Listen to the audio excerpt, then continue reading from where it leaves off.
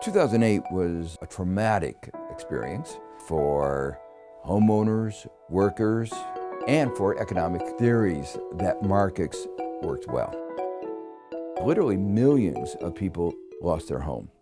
Tens of millions of people lost their jobs.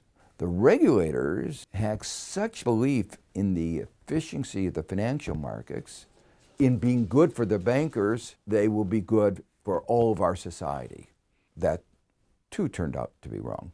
The very idea that the markets were efficient and stable was totally devastated.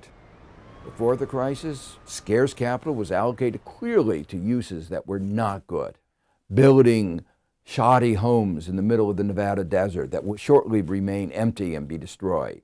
Afterwards, the shortfall between the economy's potential to produce and its actual production is in the trillions and trillions of dollars. No government has ever wasted money on the scale of the consequences of the U.S. financial crisis. Our belief, our understanding that markets are efficient is based on a very simple model.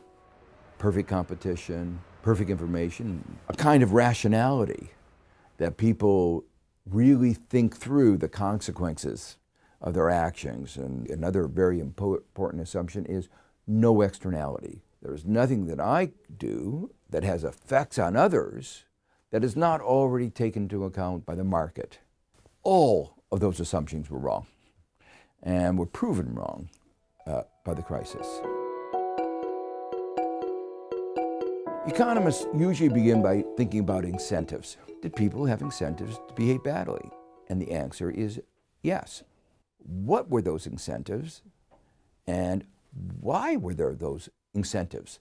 And in fact, they had incentives to create incentive structures that were bad. In the late 90s, we formed these mega banks. These banks became too big to fail. If you take a risk and you win, you walk off with the profits. But if you gamble and lose, the government picks up your losses.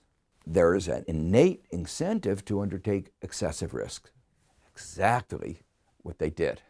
When you have an economic system like that, the too big to fail banks can get access to capital at a lower interest rate because those who lend it money say there's no risk because the government will bail it out if they make a mistake.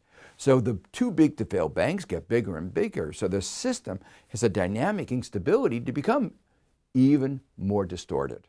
Inside the firm, if you look at the incentive structures, managers of the banks got a large percentage of the profits if things did well. If as a result of those gambles, the next year they lost, they didn't have to bear the consequences. As an economist, I looked at the incentive structures and predictably they led to bad behavior. Many of us believed before the crisis you needed good regulation. Those who were caught up in the euphoria of the pre-2008 world pretended that there were no externalities. We've had economic fluctuations before. When banks go down, many people suffer. And that's especially true when we have too big to fail banks. The reason they're too big to fail is because there are these macroeconomic consequences. So we have this vocabulary that recognizes that there are macroeconomic consequences, and we had regulators that pretended that there weren't. It was, you might call a perfect storm, a perfect recipe for a massive market failure. The basic lesson that I think should be taken away from the crisis of 2008, markets on their own are not efficient or stable. We realize that there are these externalities. There are things that one person can do, one organization can do that affect others. We're never going to get to what we would say is a perfect working system, but we can get something much better than we are now. We're always trying to strive to get the right balance. We know that a system in which the state does everything doesn't work. The big lesson of the crisis of 2008 was that we could lose balance on the other side too.